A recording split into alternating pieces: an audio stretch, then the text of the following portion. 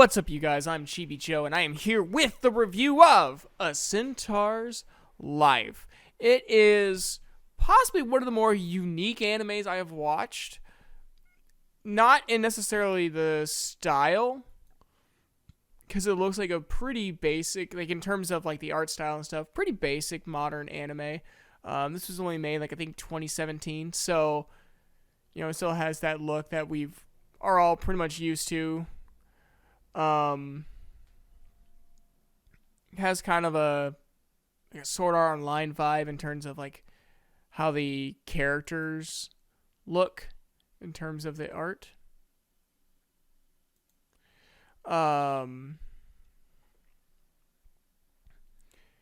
This anime has one of the worst openings I've ever heard. I do not like it. I thought it was too much. I just couldn't get into it. I watched maybe 2 episodes with it to see if maybe it would grow on me. It didn't. This is also an anime I have actually willingly watched twice, though, which is very rare for me to watch it twice in such a short amount of time. Usually I watch scenes again, but never like entire animes. And I can tell you, if you're going to watch this anime, watching it twice is very beneficial. Because this review is not going to be as in-depth as the last one. It's going to be mainly talking about in general. Because it's such a short anime and there's really not a story to it. It's mainly just, a slice of life anime where just things happen. But watch it twice. Watch it once for the enjoyment. Watch it again to learn. And it is absolutely fascinating. It's not got the most compelling of cast of characters, except for one especially. But it's so good. It primarily follows 4 girls. Nozomi Gokuraku, Himeno Kimihara, Manami Mitama, and Kyoko Naruku. And in this world, there are many different kinds of people, but these characters are kind of labeled as such. Nozomi Gokuraku is a draconian. She basically has like demon wings and tail, long, big ears. Himeno Kimihara is our main character that the show's named after. She is a centaur. And Manami Mitama is called Angelfolk. And then Kyoko Naruku is they called goatfolk in the anime, but basically like a fawn. She has little ram horns and ears on top of her head. It's really fascinating to watch this anime because it kind of covers like how they do things. Like, how do centaurs drive? How do centaurs put on pants? Can the wings help them fly? Which, as far as I've seen, as far as I recall, they never fly. There are also the Antarcticans, which are like a mysterious species that have like snake heads and tails. And this world is basically if political correctness went too far and made a totalitarian government. And it looks all shiny and bright and cutesy, but like the little hints that you get about the world, you're like, oh gosh, this is a dystopia. Like, this is a horrible place to live. Because if you are even in, like, if it's even an allegation that you are being discriminatory towards one of the other races, you get sent to like a correctional clinic, is what they're called in the show. That's like really intense. It's like a subplot, but it's like this ever looming, just like the Big Brother watching you aspects of life.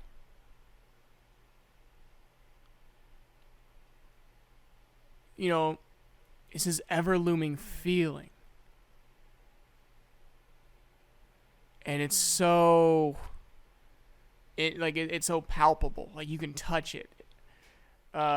Whenever they start talking about what'll happen to you, and it's pretty scary. But like, again, it's like a subplot. You get like random things, like the Centaur, Hime. There's a scene where she's never seen her vagina before. And there's an episode where she kind of has to, because someone said, oh, they went to like a cow pasture for whatever reason, and someone was like, oh, that must be like what yours like. And she's been self-conscious of it ever since. And she, her friends help her get over that in a very humorous way. Sorry. It's winter, and Chibi-Jo likes to hibernate. There's some other things in there. Like I said, how do centaurs put on pants, or how do centaurs put on swimsuits? There's like random things, like centaurs have to be careful about their weight, because if they get too heavy, they can't turn around and wipe their own asses. And I'm like, that makes a lot of sense. And then like, there's one episode in particular that I really liked, because it doesn't follow any of the characters. It just follows this random, like, frog folk character. And then the next episode, you see, like, the history of, I don't know if he's like a president or like some high-ranking official somewhere. And there's like a line in there, frog folk like produce like an oil that can get on your hands and stuff and make your hand somewhat, dirty.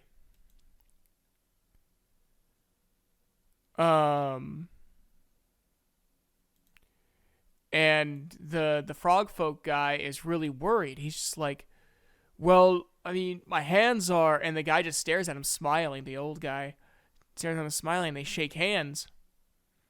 And then later, one of his aides comes in with like antibacterial soap and some paper towels, and he just looks at his aide and just says, my hands aren't dirty.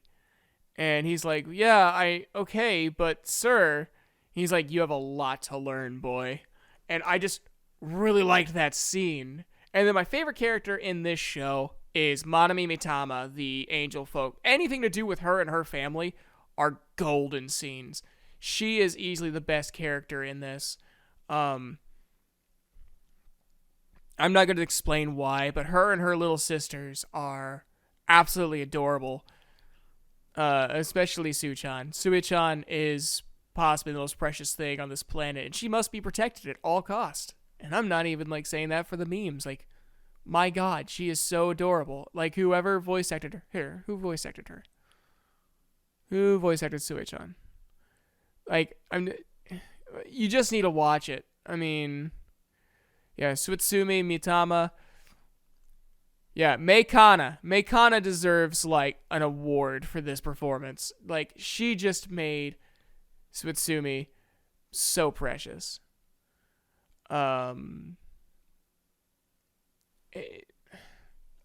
It's just such a good anime. Like, it's not even, like, when I watched it the first time around, I gave it a 6 out of 10. And then I watched it again, and it went up from a 6 to an 8. Because there's just so much in these, like, 12, 13 episodes that I think you do need to watch it again. I might watch it a third time, see if there's anything more that I missed. And there is a lot of stuff underneath the surface of this anime. And there's a lesbian couple in this anime, and I think they're treated with such, not subtlety, because they're not subtle at all, but with respect. They're not like, I mean, one of the characters is kind of perverted, but it's not like outside of the realms of normal anime perverted, and it's just like, and like their relationship themselves is treated with such normalcy, and you don't see that a lot in anime. You just don't, especially gay men couples. You just don't see it very often. And I really, I didn't even want to share a lot of the story because it's so good. It's so like interesting. A lot of questions that you wouldn't think about asking at first get answered. Like again, like how do, and they actually go into detail on this one. How do they make the cattail things work?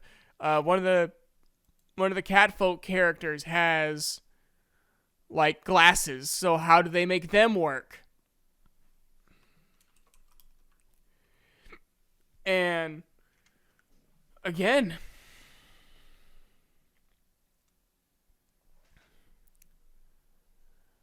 it's astounding. The music in the show is pretty basic. There's not a lot of specialty to it.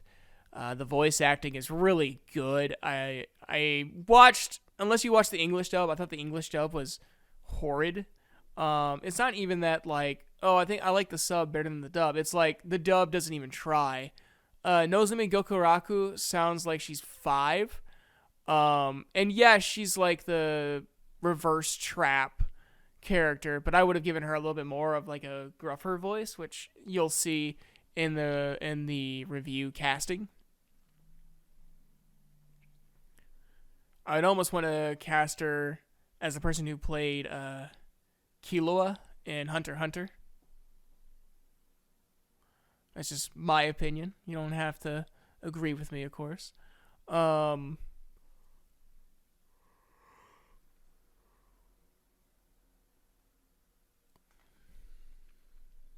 yeah, like again, I give this anime an 8 out of 10.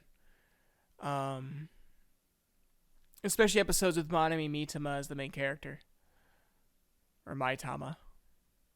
But anyways, that's all I have for you guys today. I am gonna do a review casting for this. It's going to take a while, so I may post other reviews in between. Just to kind of fill things out a little bit. And but I will get this review casting done and possibly the next few review castings done after this one. So yeah, I didn't want to say a lot about this anime because it's one of those animes, it's so good, it's almost good that it doesn't have a story, where the lack of story and all of it is this looming technical subplot that's going on. Like, it's so good. Like, just sit down and watch it. I know this is not that good of a review, but I'm serious. From the bottom of my heart, this anime deserves more love and deserves a better English dub than we got. Do not watch the English dub. I'm not even saying that for the sub-dub argument. The dub is so bad. They do not give these characters the respect they deserve in terms of the performance. So that's all I have for you guys today. Have an awesome day. Good night. Watch this show, damn it.